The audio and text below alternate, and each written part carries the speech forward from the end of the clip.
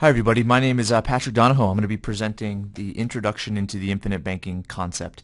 If this is something that you enjoy, something that you'd like to learn more about, you can go ahead and visit our website, which is www.paradigmlife.net. Okay, the infinite banking concept was created by a man named Nelson Nash. Nelson Nash also has a website, which is infinitebanking.org. There is an increasing amount of information on the internet.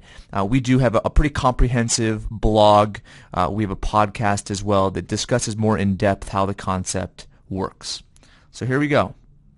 I think we can all agree that banking is a very lucrative industry. Obviously, over the last couple of years, banking has received a pretty bad name just because of a lot of the defaults and then subsequent bank failures. Now, we can't confuse the current monetary system and banking system in the United States with the success of banking principles. But nonetheless, let's kind of get into just how banks operate and why they are as successful as they are. And then we'll tie that into how the infinite banking concept works and how you can replicate similar principles in your own personal finances. So here we go with the banking model. Obviously, banks would not work without depositors. Now, obviously, in our monetary system right now, the Federal Reserve is willing to back banks up and allow them to lend actually more money than they have in their reserves. However, without the help of depositors, okay, banks would not be able to borrow or use any money backed by the Federal Reserve. Now, banks put that money into the banking system. Now, what do banks give in return for these deposits? Now, previously, it was interest. Okay, banks would entice a small, relatively small return on your money. Lately, however, there have been other alternative benefits that banks are providing, and what that does is it allows us to be a little bit more convenient as far as purchasing things, management of our accounts, and so forth. So today, with convenience, we have debit cards instead of having to carry around cash or coin. We also have online banking where we can do bill pay instead of having to manually write out checks to our electric bill or gas bill or plumber bill, etc., cable bills, all the other bills that we have to pay. They also provide us with budgeting tools, automatic savings plans as well. Now, obviously, we have the safety of the bank that money there is a lot safer than it is inside of our safe. However, when money gets stored into a bank, it's electronic. There really isn't any type of physical form.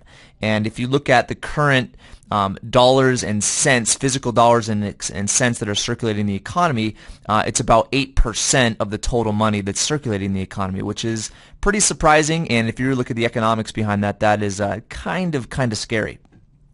So anyway, money goes into the bank's coffers. The way in which banks make money is through lending, and in that case, they charge interest. Now, in a subsequent video, we're going to show the difference between annual percentage yield and annual percentage rate.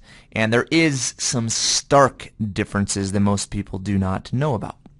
So, the bank makes the spread between what they pay and what they earn. Correct? All right, so let's do some numbers. Let's assume that during the year you have $1,000 on deposit, okay, and it's your average. It's kind of what you keep in there as your buffer. If a bank were to pay you 1%, what would that dollar amount be? It'd be $10.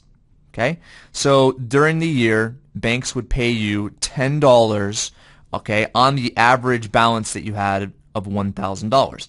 That can be considered the bank's initial investment in you, or what it takes to be able to entice you to keep your money there. So initial investment. Okay. Now, interest rates these days are all over the place. We are in some of the lowest interest rate environments in the history of the United States, mainly because the Federal Reserve is trying to stimulate the economy by having individuals borrow.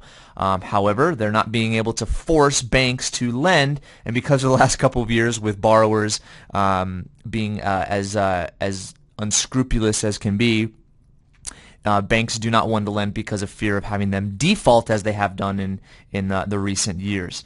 So banks right now have a large amount of money that they can lend, but are not. And so it's kind of a catch-22 that the Federal Reserve is in. Nonetheless, individuals who are able to acquire loans have very low interest rates. So let's just assume that interest rates range anywhere from 4% to 20% on credit cards. There are some variable mortgages that you can get that are actually below 4%. Okay, so 20% would be, just a regular credit card. I've seen people with 800 credit scores that have APRs on their credit cards as high as 20, sometimes higher. Okay, so let's assume that the bank takes this money that they graciously received from you and lend that same $1,000 to a borrower on a credit card. And let's put that credit card at 10%. Okay, so right here we see that the interest rate spread is 9%, but let's do what the dollar spread would be. And this is when you're going to start to see how powerful banking is. Okay, that is going to be a $100 interest charge that the bank receives from this $1,000 that goes down and funds the credit card that this borrower is using. Okay, so if it were a 9% spread, the initial investment of the banks would only grow by 90 cents. So as you can see, the interest yield or the gain of money is significantly higher than 9%. Okay, it is 900%. Now, for those of you who are familiar with the fractional reserve concept or fractional reserve banking, great place to actually see more information on that is a video that's on our YouTube page, which is called Money Banking and the Federal Reserve. So go to youtube.com/paradigm life, paradigm life. Okay, and you can watch that video. It's in our favorites section.